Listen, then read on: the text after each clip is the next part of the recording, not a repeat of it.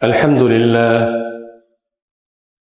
لله رب العالمين يا رب لك الحمد كما ينبغي لجلال وجهك وعظيم سلطانك ولك الحمد أنت قيوم السماوات والأرض ولك الحمد أنت رب السماوات والأرض وما بينهما ولك الحمد أنت خالق السماوات والأرض والصلاة والسلام على النبي الأمين وعلى آله وصحبه وأزواجه وأهل بيته وجاهد في سبيل الله حق جهاده ومن تبعهم بإحسان إلى يوم الدين فقد قال الله تبارك وتعالى في كلامه المجيد أعوذ بالله من الشيطان الرجيم بسم الله الرحمن الرحيم إن الله وملائكته يصلون على النبي يا أيها الذين آمنوا صلوا عليه وسلموا تسليما اللهم صل على محمد وعلى آل محمد كما صليت على إبراهيم وعلى آل إبراهيم إنك حميد مجيد اللهم بارك على محمد وعلى آل محمد كما باركت على إبراهيم وعلى آل إبراهيم إنك حميد مجيد মুআজ্জাজ হাজিরিন সম্মানিত মুসলিম ভাই ও বোনেরা আমরা আল্লাহ সুবহানাহু ওয়া তাআলার দরবারে লাখো কোটি শুকরিয়া আদায় করছি যে মহান মুনিব রবিউল আউয়ালের এই পবিত্রতম জুমার দিন আমাদেরকে মসজিদে এসে তার গোলাম হিসাবে হাজিরা দেওয়ার জন্য উপস্থিত হওয়ার তৌফিক দান করেছেন সেজন্য আমরা সবাই কালিমাত শুকর আদায় করছি আলহামদুলিল্লাহ।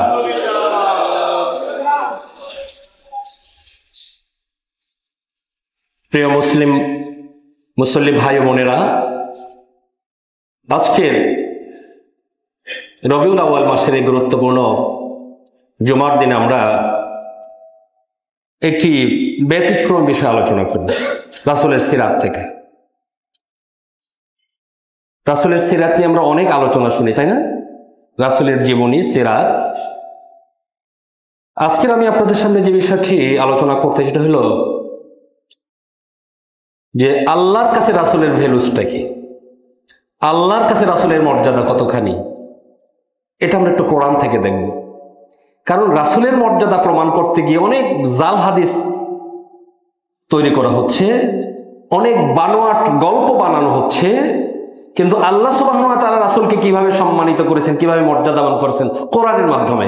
এরপরে রাসূলের মর্যাদা প্রতিষ্ঠিত করার জন্য আর নতুন কিছু তৈরি করার প্রয়োজন আদৌ আছে কিনা আমরা একটু সেটা দেখি, যে আল্লাহ সুবহানাহু ওয়া তাআলা কিভাবে রাসূলকে সম্মানিত করেছেন বারবার। রাসূলুল্লাহ সাল্লাল্লাহু আলাইহি ওয়াসাল্লাম এই পৃথিবীর শ্রেষ্ঠতম মানুষ ছিলেন, সবচেয়ে সুন্দরতম মানুষ ছিলেন। একদিন হাসান বা হুসাইন রাসূলকে জিজ্ঞেস করেছে যে, হে নানা জান, এই পৃথিবীতে সবচেয়ে সুন্দর মানুষ কে ছিল বলুন তো? তো রাসূলুল্লাহ সাল্লাল্লাহু আলাইহি ওয়াসাল্লাম বললেন, ইউসুফ আলাইহিস সালাতু ওয়াস সালাম। তখন দেখলো হাসানের মনটা খুশি হলো না। তারপর বললেন, তোমার নানা জানের চেয়ে বেশি সুন্দর ছিল না? বলেন সুবহানাল্লাহ। তোমার নানা জানের চেয়ে বেশি সুন্দর ছিল না? আল্লাহু আকবার। তো সেজন্য সৌন্দর্যের দিক থেকে, আখলাকের দিক থেকে, চারিত্রিক দিক থেকে, সকল দিক থেকে তিনি ছিলেন শ্রেষ্ঠতম মানুষ, এটা কোনো সন্দেহ নেই। সেই রাসূলুল্লাহ সাল্লাল্লাহু আলাইহি ওয়াসাল্লামকে আল্লাহ কিভাবে সম্মানিত করেছেন বিভিন্ন জায়গায়, সেটি আমরা একটু দেখব। প্রথমে হলো যে আয়াতটা প্রথম তেলাওয়াত করেছে, সবাই তেলাওয়াত করে তার আলোচনা শুরুতে, কোনটা? সূরা আহজাবের এই ৫৬ নম্বর আয়াত। ইন্নাল্লাহা ওয়া মালাইকাতাহু ইউসাল্লুনা আলান নবী ইয়া আইয়ুহাল্লাযীনা আমানু সাল্লু আলাইহি ওয়া সাল্লিমু তাসলিমা। সুবহানাল্লাহ। এখানে আল্লাহ টার্গেটটা তো মূলত কি, হে মুমিন তোমরা আমার রাসূলের উপরে দরুদ পড়ো।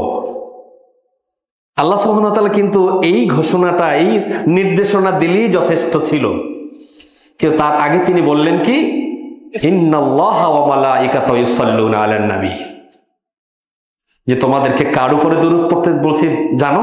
সে কে? যার উপরে স্বয়ং আল্লাহ দরুদ পড়ে, সুবহানাল্লাহ। যার উপরে ফেরেশতারা দরুদ পড়ে, বলেন সুবহানাল্লাহ। আবার ইন্না দিছে নিশ্চয়, ইন্নাল্লাহা ওয়া মালাইকাতাহু ইউসাল্লুনা আলান নবী, নিশ্চয় আল্লাহ এবং ফেরেশতারা কি করেন? যার উপরে দরুদ পড়ে। সুতরাং ইয়া আইয়ুহাল্লাযীনা আমানু সাল্লু আলাইহি ওয়া সাল্লিমু তাসলিমা, তোমরাও তার উপরে দরুদ পড়ো, সুবহানাল্লাহ। এর পরের আয়াতটাই 57 নম্বর আয়াত, সেখানে আল্লাহ বলছেন, ইন্নাল্লাযীনা ইয়াযুনাল্লাহা ওয়া রাসূলাহু লা'নাহুমুল্লাহু ফিদ দুনিয়া ওয়াল আখিরা ওয়া আ'আদ্দা লাহুম আযাবাম মুহিনা। যারা আল্লাহ এবং রাসূলকে কষ্ট দেয়, কে? ইন্নাল্লাযীনা ইয়াযুনাল্লাহা ওয়া রাসূলাহু, যারা আল্লাহ এবং তার রাসূলকে কষ্ট দেয়, লা'নাহুমুল্লাহু ফিদ দুনিয়া ওয়াল আখিরা, দুনিয়া এবং আখিরাতের সর্বত্র তাদের উপর আল্লাহ লানত। আল্লাহু আকবার, বুঝতে পেরেছেন? রাসূলকে কষ্ট দেয় দুনিয়াতে এবং আখিরাতে, সর্বত্র তার উপর কি? লানত। ওয়া আ'আদ্দা লাহুম আযাবাম মুহিনা, এখানেই শেষ না, এরপরে তাদের জন্য প্রস্তুত করে রাখা হবে, রেডি করে রাখা হচ্ছে আযাবাম মুহিনা, অত্যন্ত লাঞ্ছনাদায়ক শাস্তি। রাসূলের উপর দরুদ পড়ার ব্যাপারে রাসূল নিজেরটি, আমি হাদিসের আলোচনা আজকে বেশি যাব না, কারণ আলোচনা আমি কভার করতে পারি, সেজন্য হাদিসের আমি বেশি ব্যাখ্যায় যাব না, শুধু কোরআনের উপরে আলোচনা করব, কোরআন দিয়ে। তবে একটা হাদিস তারপরে বলছি, যেটি রাসূলুল্লাহ সাল্লাল্লাহু আলাইহি সাল্লাম বলেছেন, মুসলিম শরীফের হাদিস, আবু হুরায়রা থেকে বর্ণিত। তিনি বলেছেন, মান সাল্লা আলাইয়া সালাতান সাল্লাল্লাহু আলাইহি আশরা, যে আমার উপরে যে একবার দরুদ পড়ে, আল্লাহ তার উপরে 10 বার রহমত বর্ষণ করে। আমার উপরে যে কি করে? একবার দরুদ পড়ে আল্লাহ তার উপরে কি 10 বার রহমত বর্ষণ করেন। এখানেই শেষ না, আরেকটি হাদিসে সূরা নাসাইর মধ্যে এসেছে, মান সাল্লা আলাইহি সালাতান ওয়াহিদাতান সাল্লাল্লাহু আলাইহি আশরা সালাওয়াতিন ওয়া হুত্তাত আনহু আশরা খতিয়াতিন ওয়া রুফিআত লাহু আশরু দারাজাত। যে ব্যক্তি মাত্র একবার আমার উপরে দরুদ পড়ে আল্লাহ সুবহানাহু ওয়া তাআলার উপরে 10 বার রহমত বর্ষণ করেন, তার 10টা গুনাহ ক্ষমা করে দেন, তার মর্যাদাটা 10 গুণ বাড়িয়ে দেন। শুধু আল্লাহ দরুদ পড়ে এখানে শেষ না, তার উপরে 10 বার দরুদ পড়ে তার 10টা গুনাহ মাফ করে দেয়, তার মর্যাদা আরো 10 গুণ বাড়িয়ে দেয়। তাহলে আল্লাহর কাছে তার মর্যাদাটা কেমন ছিল উপলব্ধি করতে পারি না আমরা এখান থেকে? এরপরে আসুন, এই আলোচনাটা আমি কয়েকদিন আগে আপনাদের সামনে করেছিলাম, তারপর আজকে করি, যেহেতু আজকে প্রসঙ্গত এসেছে, যেটি সূরা হুজরাতের আলোচনা। বনি তামিম গোত্র যখন রাসূলের দরবারে আগমন করলো, ইসলাম গ্রহণ করার পর রাসূলের আগমনে আসার পরে কে তামিম গোত্রের লিডার হবে, এটার জন্য তাদেরকে নিয়ে বসা হলো। তখন আবু বকর রাদিয়াল্লাহু তাআলা একজনের নাম প্রস্তাব করলেন, ওমর ফারুক রাদিয়াল্লাহু তাআলা আবার তার বিকল্প আরেকজনের নাম প্রস্তাব করলেন, এবং এই দুইজনের মধ্যে একটু পরবর্তী শেষ পর্যন্ত কথা কাটাকাটিতে কি পর্যায়ে চলে গেল। কথা বুঝতে পেরেছেন? কিন্তু রাসূলের সামনে বসেছো, রাসূল প্রস্তাব করার আগেই প্রস্তাব করার তুমি কে? আল্লাহ সহ্য করলেন না, আবার সেটা নিয়ে রাসূলের সামনে তোমরা তর্ক করো। আল্লাহ সুবহানাহু ওয়া তাআলা সাথে সাথে বললেন, ইয়া আইয়ুহাল্লাযীনা আমানু লা তুকদ্দিমু বাইনা ইয়াদাইল্লাহি ওয়া রাসূলিহি ওয়াত্তাকুল্লাহ ইন্নাল্লাহা সামিউন আলীম। হে মুমিনরা, রাসূলের সামনে আগ বাড়াইয়া কোনো কথা বলো না।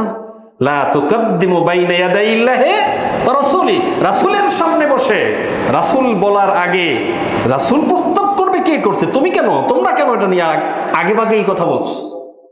আছে না এরকম? আমরা বসলে এরকম কই না, অমুকরে করা যায়, এইটা করা যায়, সেটা করা যায়, ঠিক না? আল্লাহ সুবহানাহু ওয়া তাআলা এটাকে সহ্য করলেন না, যে রাসূলের সামনে রাসূল পড়ছে, রাসূল প্রস্তাব করবে, রাসূল বলবে, দিক নির্দেশনা দিবে, তার আগেই তোমরা নাম প্রস্তাব করছো, আবার সেটা নিয়ে কি তর্ক বিতর্ক করছো। আল্লাহ কি করলেন না? সহ্য করলেন না। পরে আয়াতে আবার বলছেন, ইয়া আইয়ুহাল্লাযীনা আমানু লা তারফাউ أصواتكم فوق صوت النبي ولا تجهروا له بالقول كجهر بعضكم لبعض أن تحبط أعمالكم وأنتم لا تشعرون হে মুমিনরা তোমরা কি রাসূলের কণ্ঠস্বরের উপর নিজের কণ্ঠস্বরকে উঁচু করো না ওয়ালা তাজহারু লাহু বিল কওলি কাজহারি বা'দিকুম লিবা'দিন আর তোমরা একে অপরের সাথে যেমন কথা বলো রাসূলের সাথে তেমন কথা বলো না তোমরা নিজেদের মধ্যে যেই সাউন্ডে কথা বলো যেই শব্দে কথা বলো যেই স্বরে কথা বলো রাসূলের সাথে সেই স্বরে কথা বলো না শুধু এই পর্যন্তই কি শেষ তাহবাতা আমালুকুম ওয়া আনতুম লা তাশউরুন তোমার আমলটা বরবাদ হয়ে যাবে তুমি টেরও পাবা না সুবহানাল্লাহ বুঝতে পারছেন যে রাসূলের সামনে এই বেয়াদবি করলে আন তাহবাতা আমালুকুম ওয়া আনতুম লা তাশউরুন তোমার আমলটা কিভাবে বরবাদ হয়ে যাবে তুমি টেরও পাবা না লা তাশউরুন বুঝতেই পারবা না তোমার আমল বরবাদ হয়ে যাচ্ছে এরপরে এতবার আল্লাহ বলছেন ইন্নাল্লাযীনা ইয়াগুদ্দুনা আসওয়াতাহুম ইনদা রাসূলিল্লাহি উলাইকা আল্লাযীনা ইমতাহানা আল্লাহু কুলুবাহুম লিত্তাকওয়া লাহুম মাগফিরাতুন ওয়া আজরুন আযীম নিশ্চয় যারা রাসূলের সামনে নিম্ন স্বরে কথা বলে চুপি চুপি কথা বলে আস্তে আস্তে কথা বলে আল্লাহ সুবহানাহু ওয়া তাআলা তার হৃদয়টাকে তাকওয়ার জন্য মনোনীত করে নিয়েছেন সুবহানাল্লাহ তার হৃদয়টা হলো তাকওয়াময় হৃদয় অর্থাৎ মুত্তাকি হৃদয় রাসূলের সামনে উচ্চ স্বরে কথা বলতে পারে না এটা তার বৈশিষ্ট্য না এরপরে লাহুম মাগফিরাতু ওয়া আজরুন আযীম তাদের জন্য আল্লাহর ক্ষমা এবং অনেক বড় মর্যাদা রয়েছে এরপর দেখুন সেই বনি তামিম গোত্রের লোকেরা যখন এসেছিল তখন ছিল দুপুরের টাইম দুপুরে খাওয়া দাওয়ার পর সবাই একটু বিশ্রাম নেই আমরাও তাই না আর এটাকে বলা হচ্ছে হুজরাত নামটা কি সূরা হুজরাত হুজরাত হলো যেটাকে আমরা বাংলা ভাষায় বলি খুপরি খুপরি ঘর চেনেন তো যেটা গোরফা না গোরফা হলো রুম কম রুম গোরফাটা কি রুম এটা হলো গোরফা মানে যেটা মোটামুটি একটি প্রশস্ত রুম আর হুজরাত বলা হয় খুপরি ঘর ছোট্ট রুম যেখানে কোন রকম থাকা যায় যেটা বাংলা আমরা বলি কি খুপরি ঘর এটাকে বলে হুজরাত রাসূল সাল্লাল্লাহু আলাইহি ওয়াসাল্লাম তার স্ত্রীদেরকে এরকম থাকতেন ছোট্ট ছোট্ট খুপরির মধ্যে আল্লাহু আকবার প্রশস্ত বড় বড় রুম ছিল না ছোট্ট ছোট্ট হুজরার মধ্যে তিনি থাকতেন সেগুলোকে খুপরি ঘর বলা হতো তো এর বাহিরে এসে তামিম গোত্রের লোকেরা তারা বেদুইন মানুষ তো আদব কায়দা সম্পর্কে খুব বেশি কিছু জানে না তারা ডাকাডাকি শুরু করছে বাহির থেকে তখন আল্লাহ সুবহানাহু ওয়া তাআলা রাসূলের সম্মান এবার হানি হওয়াটা তিনি কি পছন্দ করলেন না আল্লাহ বলছেন ইন্নাল্লাযীনা ইউনাদুনাকা মিন ওয়ারাইল হুজুরাতি আকতারুহুম লা ইয়াকিলুন যারা এভাবে রাসূলের হুজরার বাহিরে দাঁড়িয়ে দিয়ে রাসূলকে এভাবে চিল্লাই ডাকে কে আকতারুহুম লা ইয়াকিলুন এর অধিকাংশ হলো ব্যাককল লা ইয়াকিলুন কোন আকল নাই বুদ্ধি নাই জ্ঞান নাই কারণ কোন আকলবান মানুষ এই ভর দুপুরে এরকম বাহিরের দায়ে একজন সম্মানিত মানুষকে ডাকাডাকি করতে পারে না ইবনে ওমর রাদিয়াল্লাহু তাআলা একদিন একজন সাহাবী মুহাদ্দিসের কাছে গেছেন হাদিস সংগ্রহ করার জন্য কে ইবনে ওমর যাকে স্বয়ং আল্লাহর রাসূল সম্মান করতেন খুব ছোট্ট মানুষ ছিল সাহাবীরা ঈর্ষা করতো যে এত ছোট্ট মানুষটাকে কেন আমাদের মজলিসে রাখে অনেক ভালোবাসতেন ইবনে ওমর এবং ইবনে আব্বাসকে ঠিক হাদিস আছে ইবনে ওমর একদিন এক মুহাদ্দিসের কাছে হাদিস সংগ্রহ করতে গেছে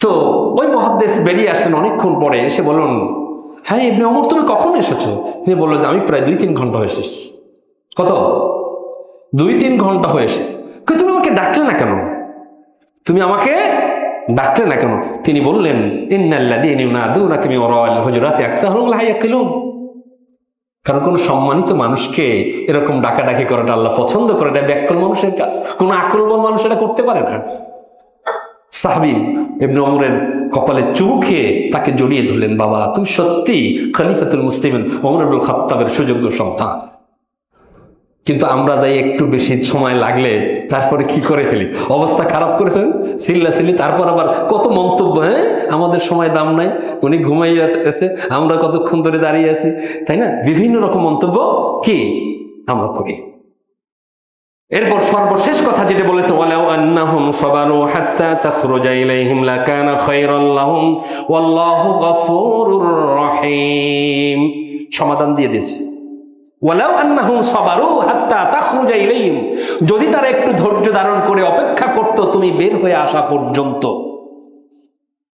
তোমার রেস্টের টাইম শেষ হলে তুমি বের হয়ে আসা পর্যন্ত যদি তারা কি করত, ধৈর্য ধারণ করত, লাকানা খায়রাল লাহুম, এটাই ছিল তাদের জন্য কল্যাণকর, এটাই তাদের জন্য উত্তম। আল্লাহু গফুরুর রহিম। এরপর আল্লাহ বলছেন তবুও যেটা করে ফেলছে আল্লাহ ক্ষমা করে দিয়েছেন, কিন্তু সাবধান, সামনে আর এমন কাজ যেন সংগঠিত না হয়। সবগুলো আলোচনা করতে পারবেন, এই জন্য একটু কমিয়ে দিচ্ছি। আরেকটি ঘটনা আমরা আসি। আপনারা জানেন যে রাসূলুল্লাহ সাল্লাল্লাহু আলাইহি ওয়াসাল্লাম কথিত একজন দুজনের মধ্যে বিচার করেছে, বিচার করার পর সে বিচার পছন্দ হয় নাই। খেয়াল আছে না? বিচার পছন্দ না হওয়ার গেলে আবু বকরের কাছে গেল যে এরকম রাসূল তো বিচার করছে, বিচারটা তো ভালো লাগলো, তুমি একটু করে দাও। আবু বকর রাদিয়াল্লাহু তাআলা আপনি বললেন যে রাসূলের সানি তো আমি করতে পারি, ওটা ওমর ভালো পারে, ওমরের কাছে যাও। যে রাসূলের বিচারের যদি সানি লাগে এটা ওমর ভালো পারে, এটা আমি ভালো পারি না, তুমি ওমরের কাছে যাও।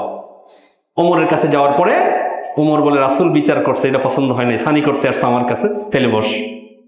সে ভিতরে এলো, ভিতর থেকে তরবারি নিয়ে এসে কি করলো, যে রাসূলের বিচারের সানি করতে যদি ওমরের কাছে কেউ আসে তো ওমর তার সানি এভাবে করে সাথে সাথে দ্বিখণ্ডিত করে ফেললো। অবস্থা খারাপ। মদিনার মধ্যে একেবারে পিন পতন, নীরবতা অবস্থা বিরাজ করছে। কারণ ওমরের কি হয়ে যাবে, ফাঁসি হয়ে যাবে, কেসাস হয়ে যাবে। একজন মুমিনকে সে কি করেছে, হত্যা করেছে। কেউ কারোর সাথে কথা বলছে না, অবস্থা থমথমে অবস্থা বিরাজ করছে। আল্লাহ সুবহানাহু ওয়া তাআলা নিজে তিনি উক্তি করলেন সূরা নিসার 65 নম্বর আয়াত, ফালা রাব্বিকা লা ইউমিনুনা হাত্তা ইউহাক্কিমুকা ফীমা শাজারা বাইনাহুম সুম্মা লা ইয়াজিদুনা ফী আনফুসিহিম হারাদাম মিম্মা কাদাইতা ওয়া ইউসাল্লিমু তাসলিমা। ফালা রাব্বিক, হে মুহাম্মদ সাল্লাল্লাহু আলাইহি ওয়াসাল্লাম, তোমার রবের কসম। কি বলছে? ফালা রাব্বিক, তোমার রবের কসম, লা ইউমিনুনা হাত্তা ইউহাক্কিমুকা ফীমা শাজারা বাইনাহুম, যতক্ষণ পর্যন্ত নিজেদের মধ্যে সমস্যার সমাধানের জন্য তোমার বিচারকে মেনে নিতে না পারবে ততক্ষণ পর্যন্ত তারা মুমিন নয়। সুম্মা লা ইয়াজিদু ফি আনফুসিহিম হারাদাম মিম্মা কাদাইতা, শুধু মেনে নেবে এটাই না, তার অন্তরের মধ্যে কোনো খসখসানিও থাকতে পারবে না, কোনো খটখটানিও থাকতে পারবে না। বিচারটা করলো, এটা কেমন হইলো, মানছি কিন্তু মনটারই বোঝাইতে পারতেছি না, এরকমটা ব্যাপার আছে না, এটাও থাকতে পারবে না। অন্তরের মধ্যেও কোনো খসখসানি থাকা যাবে না। ওয়ায়ুসাল্লিমু তাসলিমা, কমপ্লিট সারেন্ডার করতে হবে। কোনো কিছু না, মান্য নিলাম, ঠিক আছে, ওই যে এখন ঠিক আছে মানলাম না, এই মানা না, মানতে হবে কি ওয়ায়ুসাল্লিমু তাসলিমা, কমপ্লিট সারেন্ডার। যে রাসূল বলেছে আলহামদুলিল্লাহ, কোনো কথা নাই, মনের মধ্যেও কোনো প্রশ্ন নাই, কোনো খসখসানি নেই, কোনো কিচ্ছু নাই। তার মানে বলো হে মুহাম্মদ সাল্লাল্লাহু আলাইহি ওয়াসাল্লাম, ওমর কোনো মুসলমানদের হত্যা করে নাই, কারণ তোমার সিদ্ধান্ত ডিনাই করার সাথে সাথে কেউ মুমিন থাকতে পারে না। রাসূলের মর্যাদায় আঘাত আনলে আল্লাহ সুবহানাহু ওয়া তাআলা কোথাও বরদাস্ত করে নাই। এরপরে আসুন আমরা সূরা নূরের 62 এবং 63 নম্বর আয়াত। আমরা এই যে বিভিন্ন প্রোগ্রামে বসি, বিভিন্ন জায়গায় যাই না, বিভিন্ন প্রোগ্রামে যাই, প্রয়োজন হলে কি করি, আমরা একটু উঠে যাই, পিছন থেকে চলে যাই, আবার আসি। এরকম ঘটনা ঘটে তো, ঘটে না? তো সাহাবায়ে আজমাইন এরকম রাসূলের প্রোগ্রামে বসতেন, আলোচনায় বসতেন, পিছন থেকে কেউ কেউ চলে যেত। আল্লাহ এটাকে বরদাস্ত করলেন না। রাসূলের প্রোগ্রাম থেকে তোমরা উঠে যাবা, রাসূলের প্রোগ্রাম থেকে উঠে যাবে, এটা রাসূলুল্লাহ কি করলেন না, বরদাস্ত করলেন না। আল্লাহ সূরা নূরের মধ্যে বলেছেন, ইন্নামাল মুমিনুনা আল্লাযীনা আমানু বিল্লাহি ওয়া রাসূলিহি ওয়া ইযা কানু মা'হু আলা আমরিন জামি'in লাম ইয়াযহাবু হাত্তা ইস্তাযিনু।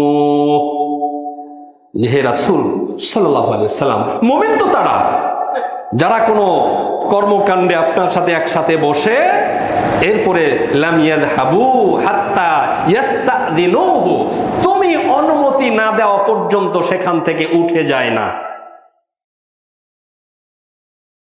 ইন্নাল্লাযীনা ইস্তাযিনুনাকা উলাইকা আল্লাযীনা ইউমিনুনা বিল্লাহি ওয়া রাসূলিহি ফাইযা ইস্তাযানুকা লিবা'দি শা'নিহিম ফা'যান লিমান শি'তা মিনহুম ওয়াস্তাগফির লাহুমুল্লাহ ইন্নাল্লাহা গফুরুর রহিম।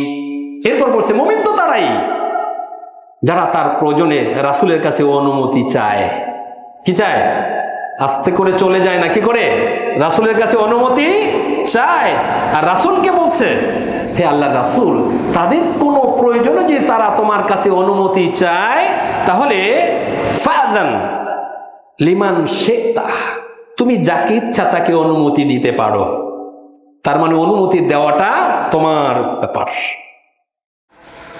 তারা চাইলেই অনুমতি দিতে হবে বিষয়টা এরকম না। অনুমতি তুমি যদি দিতে চাও তাহলে দিতে পারো কাউকে কাউকে, তবে সাবধান। এরপরে আল্লাহ বলছেন ওয়াস্তাগফির লাহুমুল্লাহ, অনুমতি দিলেও আল্লাহর কাছে ক্ষমা চাও তার জন্য। সে কেন অনুমতি চাইলো? তোমার কাছে তোমার সামনে বসার থেকে ইম্পর্টেন্ট আর কি হতে পারে? তোমার সামনে বসার থেকে গুরুত্বপূর্ণ আর কি হতে পারে? কেন তারা তোমার কাছ থেকে অনুমতি চাইলো? সুতরাং ওয়াস্তাগফির লাহুমুল্লাহ, তার জন্য আল্লাহর কাছে ক্ষমা চাও যে তোমার কাছে অনুমতি চেয়েছে।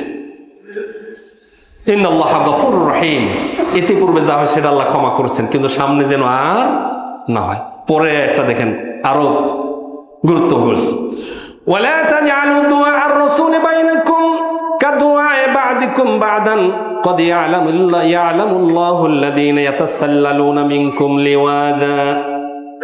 আল্লাহ বলছেন লা তাজআলু দুআআর রাসূলি বাইনাকুম কাদুআই বা'দিকুম বা'দা, রাসূলের আহ্বানকে তোমরা অন্য কারো আহ্বানের মতো মনে করো না। রাসূল কাউকে ডাকছে, এই ডাকটা অন্য একজন ডাকার সাথে কি তুলনা করো না। আরেকজনের ডাকার মতো রাসূলের ডাকাটাকে মনে করো না। রাসূলের আহ্বানকে আরেকজনের অন্য কারো আহ্বানের মতো মনে করো না।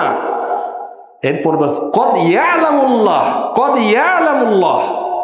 আল্লাহ খুব ভালো করে জানেন, আল্লাযীনা ইয়াতাসাল্লালুনা মিনকুম লিওয়াদা, যারা চুপি চুপি পিছন দিয়ে ভেগে যায়।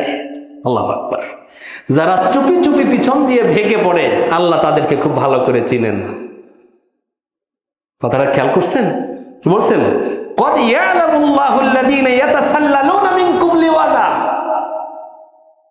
যারা পিছন দিয়ে আস্তে আস্তে করে ভেগে যায় আল্লাহ তাদেরকে ভালো করে চিনেন। সাবধান। এরপর বলছেন ফালইয়াহযারিল্লাযীনা ইউখালিফুনা আন আমরিহি আন তুসিবাহুম ফিতনাহ, সুতরাং তাদেরকে সতর্ক করো, সাবধান করো যারা এরকমের রাসূলের সাথে কি বিরুদ্ধাচরণ করে। তার মানে রাসূলের প্রোগ্রাম থেকে এরকমের চুপি চুপি চলে যাওয়াটা রাসূলের বিরুদ্ধাচরণের সমান। আন তুসিবাহুম ফিতনা, এর মাধ্যমে সে ফিতনার মধ্যে নিমজ্জিত হয়ে যেতে পারে। এখানেই শেষ নয়, আও ইসিবাহুম আযাবুন আলীম, অথবা তাকে কঠিন আযাব, লাঞ্ছনাদায়ক কষ্টদায়ক আযাব তাকে কি করতে পারে? স্পর্শ করতে পারে। এরপরে আরেকটি ঘটনা আমরা বলছি, রাসূলুল্লাহ সাল্লাল্লাহু আলাইহি ওয়াসাল্লামের কাছে যখন কোরআন নাজিল হতো, যেমন আমরা কোনো একটা জিনিস মুখস্থ করার পরে ওটা মনে রাখার জন্য বারবার সেটাকে পড়ি না, চেষ্টা করি, ঠিক না? কারণ ভুলে যাওয়াটা মানুষের স্বভাব। কোরআন নাজিল হওয়ার পরে রাসূল খুব আওড়াতেন, খুব বারবার পড়তেন যে ভুলে যাই কিনা, ভয়ের। রাসূলের এই কষ্টটাও আল্লাহ সহ্য হলো না। রাসূল যেটা মনে রাখার জন্য, মুখস্থ রাখার জন্য বারবার চেষ্টা করছে, রাসূলের এই কষ্টটাও আল্লাহ সহ্য হলো না। আল্লাহ বললেন রাসূল তোমার এত কষ্ট করার তো দরকার নেই। সূরা কিয়ামার মধ্যে বলছেন লা তুহাররিক বিহি লিসানাকা লিতাজালা বিহি ইন্না আলাইনা জামাহু ওয়া কুরআনা ফাইযা ক্বরানাহু ফাত্তাবি কুরআনা সুম্মা ইন্না আলাইনা বায়ানা। হে আমার প্রিয় হাবিব, লা তুহাররিক লিসানাকা লিতাজালা বিহি, আমি যে কোরআন তোমার কাছে নাজিল করি ওই কোরআনটাকে মুখস্থ করার জন্য, ধারণ করার জন্য তুমি তোমার জিহ্বাটাকে এত বেশি নাড়াচাড়া করো না, এত চেষ্টা করো না। কারণ ইন্না আলাইনা জামাহু ওয়া কুরআনা, এই কোরআনটা তোমার হৃদয়ের মধ্যে বদ্ধমূল করে দেওয়ার দায়িত্ব আমি নিলাম। আমি যে কোরআনটা নাজিল করছি এটা তোমার মধ্যে বদ্ধমূল করার দায়িত্ব আমার। আল্লাহ বলছেন ফাইদা ক্বরানাহু ফাত্তাবি কুরআনা, বরং হে নবী যখন আপনার উপরে নাজিল করা হয় তখন আপনার সাথে সাথে শুধু একবার পড়বেন। যখন কি জিবরিল আমাকে আপনার কাছে নাজিল করবে তখন ওর সাথে সাথে কি একবার পড়বেন। সুম্মা ইন্না আলাইনা বায়ানা, তারপরের কাজটা আমার। সুবহানাল্লাহ। সুম্মা ইন্না আলাইনা বায়ানা, এরপর পরিপূর্ণভাবে এটাকে বুঝিয়ে দেওয়ার দায়িত্ব আমি নিলাম। আপনি শুধু একবার সে পড়াবে, আপনি তার সাথে সাথে পড়বেন। আল্লাহু আকবার।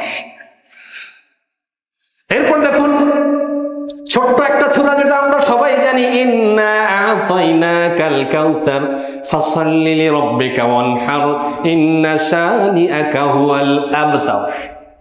রাসূলের ছোট্ট ছেলেটা যখন ইব্রাহিম মৃত্যুবরণ করে, তখন রাসূলের আর কোনো পুত্র সন্তান বেঁচে নাই। কাফেররা পর্তুগালে গেছে, কি সব শেষ, একটা পুত্র সন্তান ছেলেটা নেই, এখন তো সে নির্বংশ, তার ঘরে বাতি দেওয়ার মতো তার কেউ নাই, মাল নাই, সম্পদ নাই, ধন নাই, ফকির। তারপরে ছিল একটা ছেলে, সেটাও গেছে। কাব বিন আশরাফ মানে এত খুশি হয়েছে সে, মদিনা থেকে মক্কায় চলে আসে, তারপর কাফেরদেরকে বলে যে শুনছো তো, মুহাম্মাদের পোলা তো সেটাও নাই, সে তো এখন শেষ, সে তো নির্বংশ হয়ে গেছে। তা কি একটা কথা আছে না যে কাটা খায় নুনের ছিটা, রাসূল এমনি দুঃখ ব্যথিত আবার এরকম বলা বলে রাসূল খুব কষ্ট পেলেন। আল্লাহ বললেন, ইয়া রাসূলুল্লাহ, তোমার কষ্ট পাওয়ার কোনো দরকার নাই, ইন্না আ'তাইনাকাল কাউসার, আমি তোমাকে অঢেল দান করেছি। ওর একটা ছেলে, দুইটা ছেলে, তোমার হাজার হাজার লক্ষ লক্ষ সন্তান আমি দান করেছি।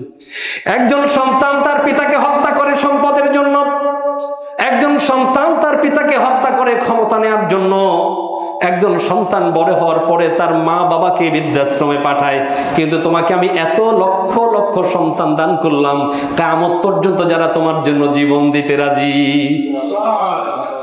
এরপরে কি, ফাসাল্লি লিরাব্বিকা ওয়ানহার, সুতরাং তুমি তোমার রবের কি করো, সালাত আদায় করো, কোরবানি করো।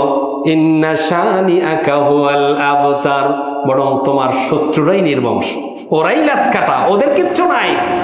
ওরা মরে গেলে কেউ ওদের কথা মনেও করবে না, ওদের নামে কেউ নামও রাখবে না, ওদেরকে কেউ স্মরণও করবে না, ঘৃণা ভরে ওদেরকে স্মরণ করবে।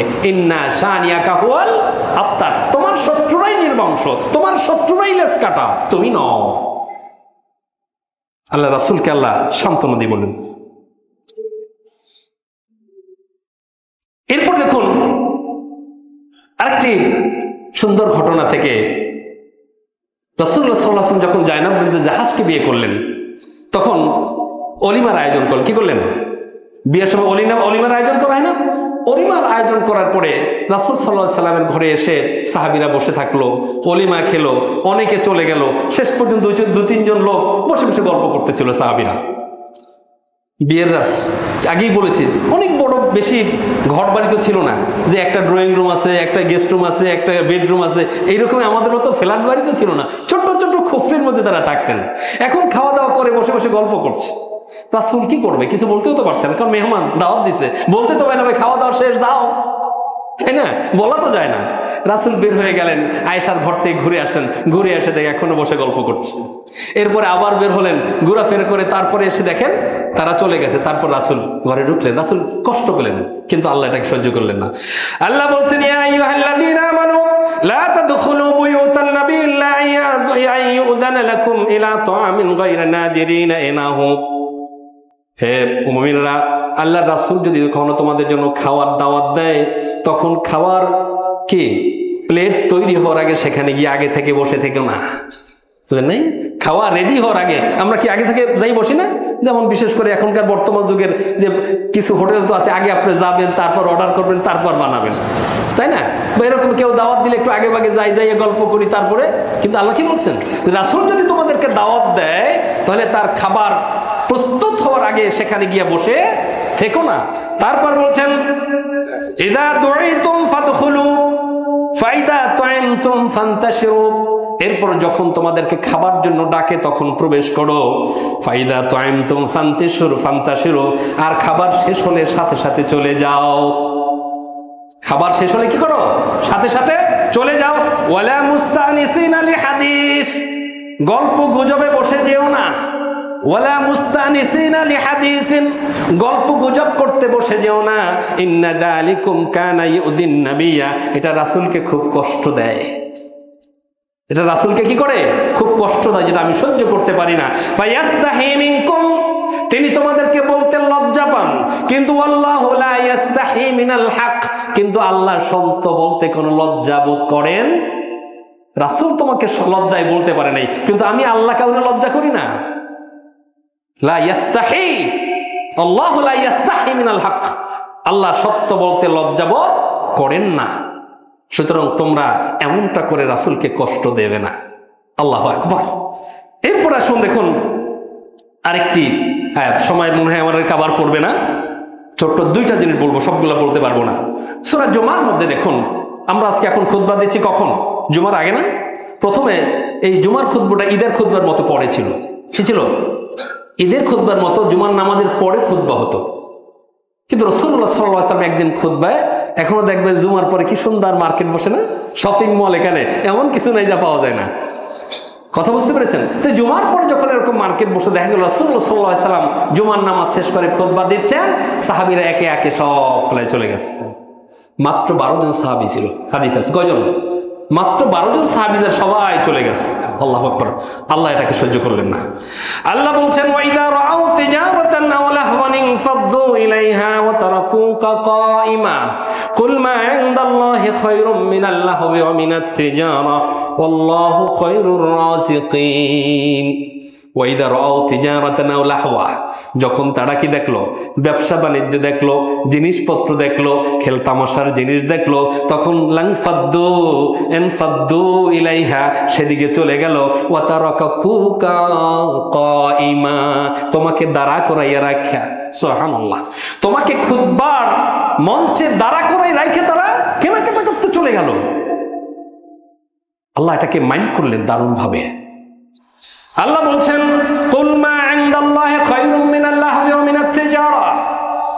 আল্লাহ বলছেন, হে রাসূল তুমি তাদেরকে জানিয়ে দাও, আল্লাহর কাছে যা আছে তা এর চেয়ে অনেক বেশি ব্যবসা সম্পন্ন, অনেক লাভবান, এর চেয়ে বেশি সম্পদ, অনেক কিছু আল্লাহর কাছে আসছে।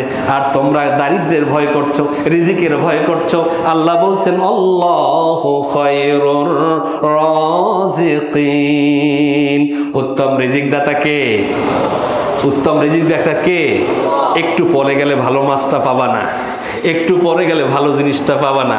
আগে যারা যায় তারা কিনে নিয়ে যাবে, সেই জন্য কে আগে যেতে পারে এরকমের এখনো অবস্থা আছে না নাই?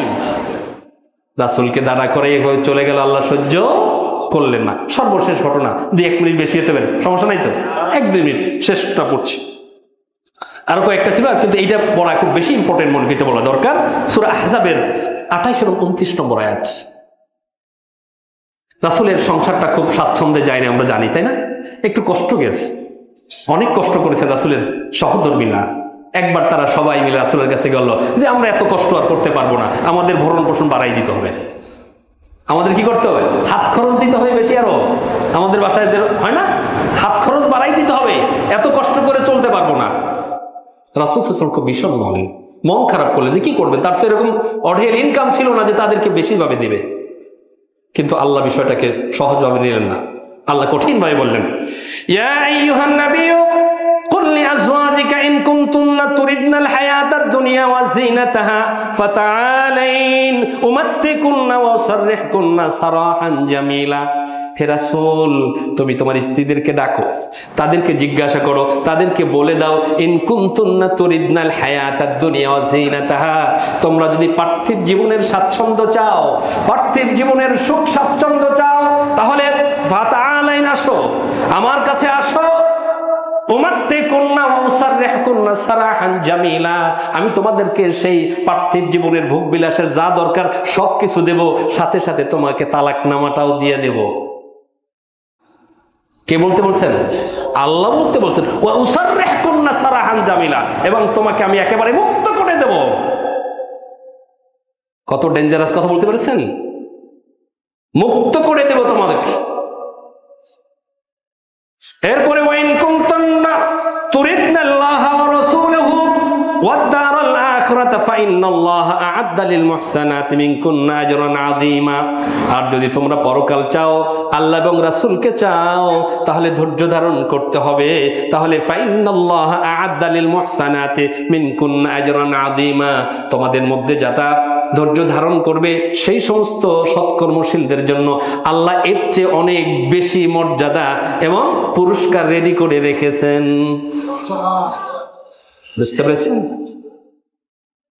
স্বাচ্ছন্দ্য চাও, আয়েশা সিদ্দিকা রাদিয়াল্লাহু আনহাকে প্রথম ডাকলেন রাসূল। কাকে ডাকলেন? কারণ আয়েশাকে বেশি ভালোবাসতেন। ডেকে বললেন, আয়েশা, তোমাকে একটা কথা বলবো, সাবধান, তুমি আমাকে উত্তরটা তোমার বাবার সাথে আলাপ না করে দিও না। তার কারণ তার বিশ্বাস ছিল অন্ততপক্ষে আবু বকর তাকে এই পরামর্শ দিবে না যে তুমি রাসূলকে ছেড়ে যাও। তারপর বলে, রাসূল আপনি বলুন। তখন আয়াতটি তেলাওয়াত করে শুনলেন যে আল্লাহ আয়াত নাজিল করেছেন, ইন কুনতুন্না তুরিদনা কি হায়াতাদ দুনিয়া ওয়া জিনাতা, যদি তোমরা হায়াতের দুনিয়ার সুখ স্বাচ্ছন্দ্য এর চাকচিক্য চাও তাহলে কি আসো তোমাদেরকে আমি বিদায় করে দেই, যা দেওয়ার তোমাদেরকে দিয়ে দেব। আয়েশা সিদ্দিকা রাদিয়াল্লাহু আনহা, রাসূলুল্লাহ এইটা আমার বাবার সাথে পরামর্শ করতে হবে না, আমি দুনিয়াকে ত্যাগ করলাম, আমি আল্লাহ এবং রাসূলকে গ্রহণ করলাম, আমি পরকালকে গ্রহণ করলাম।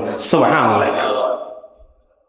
এরপর তিনি একে একে সকল স্ত্রীর কাছে এই আয়াতটা তেলাওয়াত করলেন এবং আলহামদুলিল্লাহ সকল স্ত্রী কি ক্ষমা চাইল রাসূলের কাছে, আত্মসমর্পণ করলেন, বলল আমরা ফিরে আসলাম, আমরা দুনিয়ার সুখ স্বাচ্ছন্দ্য আমরা চাই না, আল্লাহ রাসূলকে, আল্লাহকে এবং পরকালকে আমরা চাই। সম্মানিত ভাইরা আমার, এই প্রেক্ষাপটের আলোচনাগুলো আমি শুধু এখানে রাসূলের অবস্থানটা বোঝাতে চেয়েছি, কিন্তু এটার সাথে আমাদের সামাজিক প্রেক্ষাপট, আমাদের জীবনের সাথে মিলাইলে এই আলোচনাকে আরো 2 ঘন্টা টেনে নিতে হবে, তাই না? এর প্রত্যেকটার সাথে আমাদের পার্থিব জীবনের কি আছে, আমাদের অনেক মিল রয়েছে, সেগুলো আলোচনা করতে গেলে আরো 2 ঘন্টা দরকার। কিন্তু আমি শুধুমাত্র দেখাতে চেয়েছি যে আল্লাহর কাছে আল্লাহ রাসূলের মর্যাদাটা কতখানি ছিল। আরো বেশি কিছু ঘটনা আছে, বিভিন্ন জায়গায় রয়েছে। সুতরাং আমি প্রথমে যেটা শুরু করেছিলাম, আল্লাহ রাসূলের মর্যাদাকে প্রমাণ করার জন্য নতুন কোনো কাহিনী, ঘটনা, হাদিস বানানোর কোনো প্রয়োজন নাই। আল্লাহ সুবহানাহু ওয়া তাআলা রাসূলকে যে সম্মান দিয়েছেন, মর্যাদা দিয়েছেন, সেটি সবচেয়ে বড়।